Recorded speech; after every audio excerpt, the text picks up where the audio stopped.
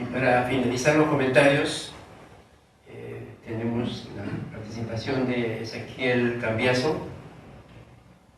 Él se ha desempeñado como jefe de operaciones de la representación del BID en Perú desde el 2021. En mayo del 2023 asumió como representante ahí del grupo BID en Perú. Abogado de la Universidad de Buenos Aires, con un posgrado en contrataciones públicas por la Universidad Nacional de San Martín, Argentina.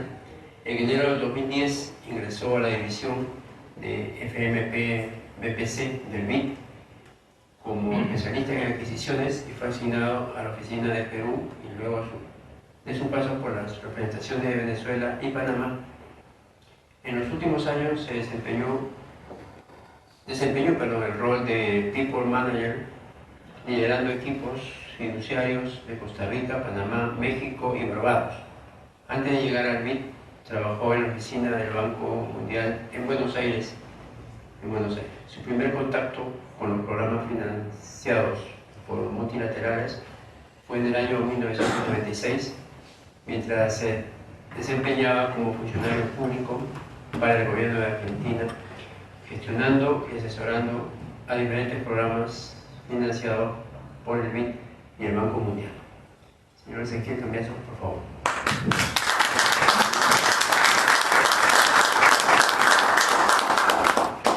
Bueno, antes que nada, bienvenidos a todas y todos. Gracias, Mesías, por invitarme a comentar el libro. Realmente me pone muy contento.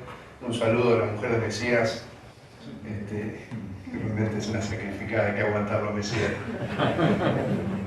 A ver, yo no voy a tomar mucho tiempo porque creo que las dos personas que me precedieron han hablado en extenso y han entrado al hueso, ¿no? Tanto el ingeniero hablando de temas de gestión de obra pública, creo que ha sido comentarios muy atinados a los cuales a mí me gustaría quizás hacer unas reflexiones, y lo mismo Carlos creo que fue muy claro en entender o en dar en el clavo de cuál es el problema de lo que yo, digamos, vengo insistiendo desde hace muchos años. Yo tuve la oportunidad de trabajar en varios países de la región, más allá que trabajé también en Argentina, y había un común denominador en todos los temas. ¿Sí? Todos los temas de gestión pública hay un común denominador y Carlos lo levantó muy bien, ¿no? Es el tema de la capacidad de los funcionarios. Y es por eso que yo quería hacer un comentario, pero antes de hacer el comentario quería destacar que el libro que escribiste, Mesías, creo que lo deberían poner como Gestión Pública 1. ¿Sí? Cualquier funcionario que entre en la administración pública que no entienda cómo funciona este aparato monstruoso, ese libro nos da unos conceptos muy claros, muy básicos de qué es cada cosa. Y sobre todo, como decía Carlos, hay una sección de riesgos y problemas que es muy interesante leerlo y entenderlo, ¿no? Pero antes de entrar un poco más en detalle del libro y las diferentes herramientas que nos ofrecen para entender esta complejidad de lo que es gestionar, y no solamente gestionar obras, sino, como decía Carlos, la gestión es más allá de la obra, la gestión de la obra, del servicio, de los temas de consultoría, temas de personal y demás. Lo que decía en términos del problema que nosotros encontramos como común denominador, que no solamente es un problema exclusivo del Perú, es la capacidad del funcionario público. Pero en el Perú yo creo que se complementa o se agrava por dos o tres elementos. Uno de ellos es el tema que tanto los dos expositores que me precedieron lo levantaron con tanta claridad, es la participación de las entidades de control. ¿Sí? ¿Y qué significa para el funcionario público gestionar? Este es un país, y me corrigen si me equivoco, no es mi país, pero sí estoy muy agradecido de cómo me ha recibido, un país hermano. Es un país donde el funcionario público no tiene una sanción por no ejecutar. Llega a fin de año, no se ejecutó la asignación que se le había dado y no pasa nada. Pero si ejecuta y tiene un error que no tiene nada que ver con corrupción, puede ser un error como manifestó el ingeniero en alguna oportunidad, simplemente una equivocación, el funcionario es perseguido, es denunciado, sube y baja escaleras durante largos años, con todo lo que eso implica. Tengo una colega amiga, ex ministra, que no, tema de privacidad no voy a decir el nombre, pero tuvo una denuncia de algo menor, de un tema que no ni siquiera se puede llamar de irregularidad, y todavía sigue marcada por eso. Al punto tal que hace un tiempo me llama y me dice, ¿vos podés creer que todavía me están preguntando en qué está la causa y no me permiten dar clases en la universidad? Es decir, a veces temas tan menores se terminan complicando, terminan generando una afectación muy grande a la persona del funcionario público. Por eso destaco lo que decía el ingeniero, el funcionario público en este país es muy maltratado. Y es una pena, porque como decían ahí, cuando leían mis antecedentes, yo tuve la suerte y el privilegio de trabajar por primera vez en el Perú en el 2010. Me acuerdo que llegué 1 de enero del 2010 y venía de Argentina. Yo trabajé como funcionario público en diferentes gobiernos, tanto nacionales como provinciales. Había recorrido un largo camino en la Administración Pública de Argentina y también en el Banco Mundial, y también en el BID en aquella oportunidad. Pero llegué a Perú sin conocer el Perú. Sabía que quedaba sobre el Pacífico, que se comía ceviche, que tenía lindas playas, gente muy simpática, pero no conocía cómo funcionaba el Estado. Y cuando empecé a conocer, y empecé a relacionarme con los proyectos, con los funcionarios, con los viceministros, con los ministros, me llamó poderosamente la atención la capacidad y la formación de los funcionarios públicos del Perú. ¿Sí? Yo había trabajado en Uruguay, había trabajado en Chile, había trabajado en Paraguay, pero no había trabajado en el Perú. Y cuando conocí la capacidad del funcionario público me llamó mucho la atención. Una capacidad muy alta, gente muy preparada, viceministros con formación sectorial profunda, ministros con formación sectorial profunda. Pero desafortunadamente, cuando me toca volver al Perú, en el año 2021, en plena pandemia, con otra asignación y con otras responsabilidades, volví entusiasmado pensando que me iba a encontrar con lo mismo que dejé cuando me fui allá por el 2014. Pero desafortunadamente encontré un entorno totalmente diferente. No digo que el funcionario público hoy no está capacitado, pero se perdió capacidad técnica. Y no porque no la tenga, porque como dijo Carlos, el Perú tiene profesionales de alta gama. Pero si uno ve la historia del Perú en los últimos 6-7 años, con una estabilidad política fuerte, con una estabilidad institucional fuerte, 6 presidentes en los últimos 7 años, en el gobierno de Pedro Castillo 80 ministros y 110 viceministros, eso de todas maneras afecta a la gestión, a la calidad de la gestión. Y como decía Carlos, no es que la ley esté mal, porque si hay algo que se caracteriza al Perú es por tener una cantidad de leyes impresionantes y leyes modernas, pero el tema es cómo las aplicamos, en qué contexto las aplicamos y quién las aplica. Por eso, digamos, un poco esta historia personal que me animo a contarle a ustedes de lo que vi y de lo que vi en su oportunidad y lo que estoy viendo ahora, termina llegando al mismo lugar donde Carlos hablaba, ¿no? El tema de la capacidad del funcionario público. Yo creo que eso es clave. Algo que a mí me llamó también la atención es la rotación que se ve en los gobiernos regionales. Estamos hablando de descentralización y me gustó el capítulo que habla de descentralización y desconcentración cuando hablamos de la actividad del gobierno regional. ¿Sí? Uno no puede gestionar si no tiene estabilidad. Y la estabilidad del funcionario público, eso se traduce después en capacidad, en conocimiento, en experiencia, en repetición. ¿Sí? Uno va aprendiendo y va mejorando, y va haciendo que las cosas funcionen mejor. En ese contexto, donde funcionan duran 3-4 meses, 6 meses, 1 año, es imposible darle una sostenibilidad a la gestión pública. Hay un ejemplo también que se da en la administración centralizada. Nosotros, si comparamos al MEF o al Banco Central con el resto de los sectores, vemos una clara diferencia en términos de calidad, de experiencia y de sostenibilidad. El MEF, imagino, yo me quiero citar algunos ejemplos de amigos que tengo de hace muchos años, porque van a decir que le estoy diciendo viejos, pero hay gente de 30 años trabajando en el MEF todavía. ¿Sí? No sé si eso está bien o está mal, pero por lo menos esa gente sabe lo que hace, conoce los sistemas administrativos, sabe qué botón apretar para que las cosas pasen.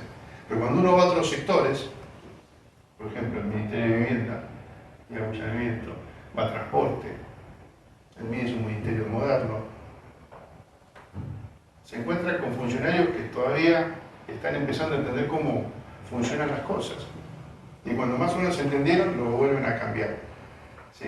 Entonces, eso es un ejemplo claro, un ejemplo muy claro, de cómo un organismo donde tiene estabilidad en sus funcionarios le permite gestionar de manera adecuada. Y no es casualidad que el Perú tenga una economía envidiable. Más allá de que ahora estamos con dos trimestres en recesión y con una situación, a mi entender, coyuntural, que posiblemente salgamos adelante, si el fenómeno del niño no es tan duro como se espera. El MEF, digamos, nos muestra de que si hay funcionarios públicos con estabilidad, si hay una forma de hacer política pública, se puede llevar adelante un sector sin ningún problema. ¿Sí? Yo le digo, como argentino, haciendo un poco de bromas, cuando hablan de la economía peruana, a mí me da mucha envidia. ¿Sí? Argentina es un país interesante, ¿no? Es un lindo país, y antes de entrar acá estamos conversando por qué en Argentina pasan esas cosas. Un ministro de Economía que tiene una inflación del 150% sale primero en la elección presidencial. Es un país de estudio. Pero bueno, así es mi país y no puedo dejar de quererlo, ¿no? Es como es, ¿no? Es así. ¿Qué va a ser? Pero digo, volviendo al tema del Perú, creo que es muy interesante. Es un país que tiene mucho todavía por dar, que tiene grandes brechas que todavía se tienen que resolver, sin ninguna duda, pero que si hace algunos ajustes, yo creo que, digamos, no tantos ajustes, si hace algunos ajustes, sobre todo en el marco de lo que hablaba Carlos, el tema de la ley de Cervel, que es de 2013, si no me equivoco, que no está implementada, de 500.000 o tantos influencers hasta de 800 nada más regularizados. O sea, no es un problema de la ley, es un problema de cómo se implementó la ley. Pero no quiero dar muchas más vueltas al tema. Me tocó último y mis dos antecesores creo que han hablado en profundidad de lo importante que es la gestión pública. Yo siempre digo, y con esto voy a cerrar, ya creo que todos tenemos hambre, estamos cansados a la altura del día, el Estado, sin ninguna duda, el Estado es la empresa más grande que tiene un país. Yo creo que, por ejemplo, la ministra de Vivienda tiene un presupuesto de cuántos miles de millones de soles.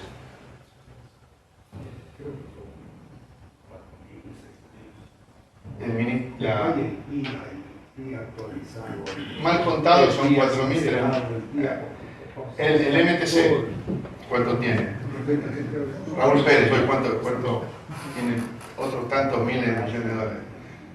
Y cuando uno ve lo que cobra un ministro, lo que cobran directores, los viceministros, con una cantidad de responsabilidades enormes, parece poco. Yo sí estoy convencido que es poco.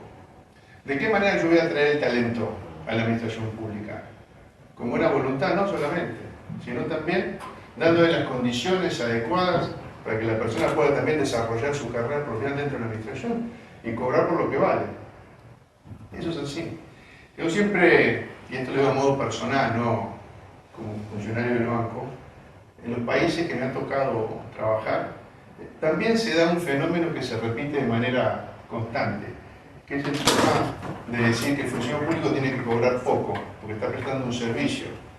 Pero después va a la casa y tiene que pagar las cuentas, tiene que comprar comida, tiene que irse de vacaciones. Y si la persona se preparó, hay que pagarle por lo que vale. Por eso digo, con todas estas reflexiones, siempre volvemos al mismo lugar, la capacidad de los funcionarios. Creo que eso es clave para poder generar que la administración pública funcione de la mejor manera. Y una última reflexión. Me cuesta escaparme a veces de mi formación profesional. O sea, soy abogado, en realidad ahora me presento como ingeniero jurídico, por decir abogado de mala palabra. Queda como más interesante y la gente no sabe lo que estoy diciendo, entonces se queda como prevenido. Y también soy experto en adquisiciones, ¿no? Fue algo que hice durante muchísimos años, más de 20 años. Y algo que sí me llamó la atención del Perú es la complejidad de la normativa de adquisiciones. El ingeniero lo dijo con mucha claridad. Hace unos años había 3 reglamentos y cada uno aportaba algún aspecto específico de lo que es la prestación de servicios. Obra por un lado, servicio por el otro, consultoría por el otro.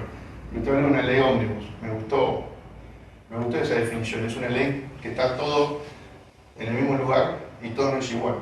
No es lo mismo comprar una obra que prestar un servicio o comprar un bien. Ya cada uno de estos actos requiere diferentes características. Pero los marcos normativos, y el de Perú específicamente de contratación pública, es complejo, ¿sí? Y enredado también a la vez. A veces, para ganar una licitación, uno a veces tiene tantos requisitos que no sabe qué requisito ver. Entonces, yo creo que también un elemento clave de la gestión pública es la calidad de la norma que regula el proceso de la contratación. Yo soy de la idea, y lo vengo diciendo hace muchos años, de que lo simple en gestión pública y en contratación pública sobre todo es más fácil.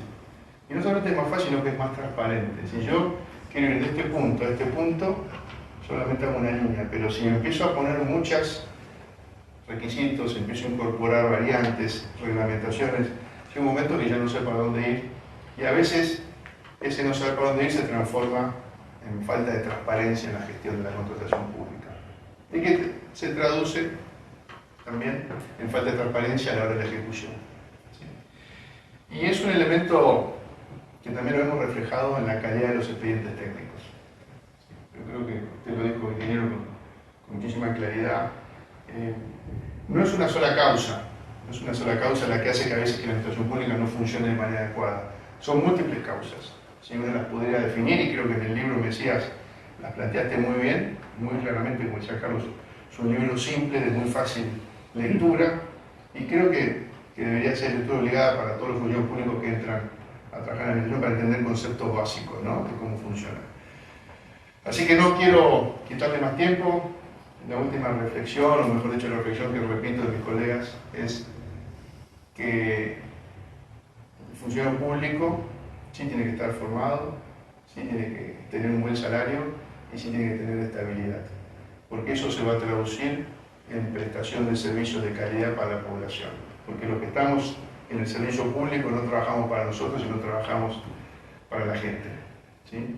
Y cuanto mejor podamos trabajar, mejor calidad de servicio que podamos prestar, el beneficio va a ser para todos y todas.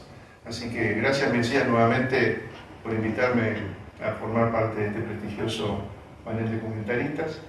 Y nada, les deseo una feliz noche a todos y todas. Gracias.